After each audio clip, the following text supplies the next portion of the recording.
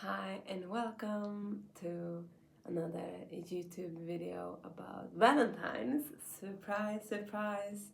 Who would have thought that after my first video that I would speak more about All Hearts Day.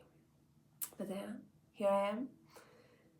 And yeah, today I wanted to share some tips on how to celebrate such a beautiful day if you feel like joining me in the celebrations tomorrow. So, what I have planned for tomorrow is I'm gonna go to the sauna. And then afterwards, I'm gonna meet a friend and we're gonna eat burgers. And then in the evening, I'm gonna go to an event. And those are all things that I do really love, and also things that I do from time to time. So it's not really that it's something that's very special, but tomorrow there will be, because it's Valentine's and I have a completely trust and a deep knowing that everything I do tomorrow will have, this extra little sprinkle of love, extra little sprinkle of joy, because I make it so. And so that is my tip for whatever you're gonna do tomorrow. If you decide to do something, just sparkle a little bit of joy, a little bit of love, a little bit of more presence on that day. Just because. And of course, this is not something that is needed for enjoying Valentine's or any other day for that matter, but it just makes it a little bit more fun, I found. And this is something that can be used to random Thursday if you feel like mixing it up. The more you can hype things up and like really get into the celebration mode and knowing that it's gonna be such a good day, the more fun you can have and play around with it. And the flip side with this is that it can feel like a disappointment, but only if you have expectations that aren't met. And I have also like a deep trust with how I choose to spend my All Hearts Day. So I know that if it's something that might another day would have made me disappointed, it's like brush off so easily on that day. It doesn't affect me so much because I won't let it. Because Valentine's is a day for a celebration and being in joy. Not that I don't sit with feelings if they need to be, then that's what's need to come up, need to be released, and that's the day for it, if that's the case. But otherwise, I want to give some tips on fun things to do. You can do by yourself or with someone else. But to really feel into if there's something that you feel that your body is needing, like a sauna, like a massage, then maybe see if you can actually give yourself that, either by yourself, a self-massage in some way, or go to a massage place and get a massage there. Or to just feel into what your emotional body needs. Like, what am I really truly longing for? Like, maybe it's an early night, maybe it's journaling, writing, reflections, or maybe it's going to a place where you feel really calm or connected, or you feel you're in a community, like a nice cafe or something, and really enjoy a sip of tea or latte or whatever. Or maybe it's something that you feel in a spiritual level within, like, what am my goals for this year, or what would I love to invite in?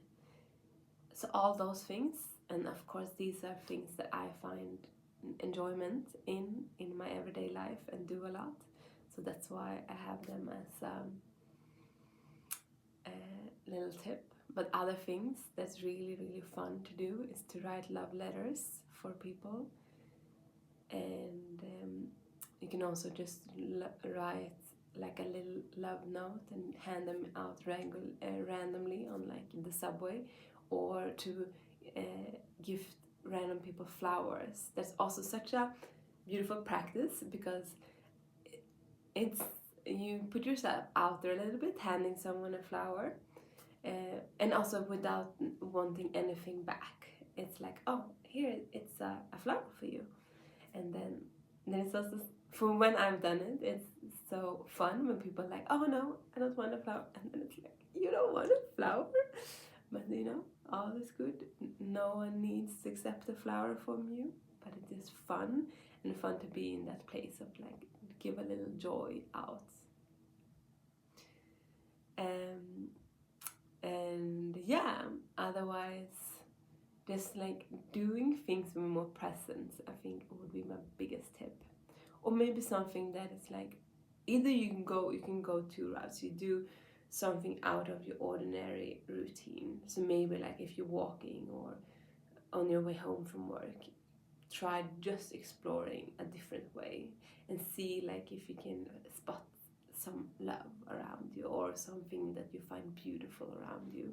Or you can also do that if you take it the exact same way, but try to do it with more presence than you normally have. Maybe you're listening to something normally, go into your zone and just want to go home.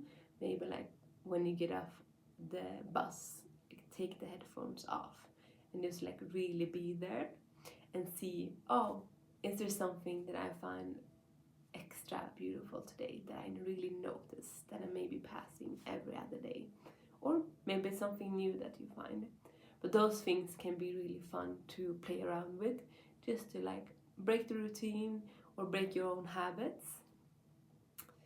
Or otherwise, just enjoy it. Like do whatever you love. Eat chocolate, paint your nails, or just take a little extra, like indulge in some type of self-care or something that you really love to do. Or send a hug to someone, either just like a big hug like this or go hug someone. Yeah, for me, I just find there's so many beautiful ways that you could just celebrate a little extra if that's something that you want. And if that's not something that you don't want, then don't do it. I just invite you, if you feel like you're one of those people that like really dislike Valentine's, almost to the point of like you feel like you hate it and it annoys you so much, then I would really take that into consideration and maybe as an invitation to reflect on that. Like, how can a day of celebrating love trigger you so much, and why? And why is the reason that it's triggered you so much? Just go into the deep.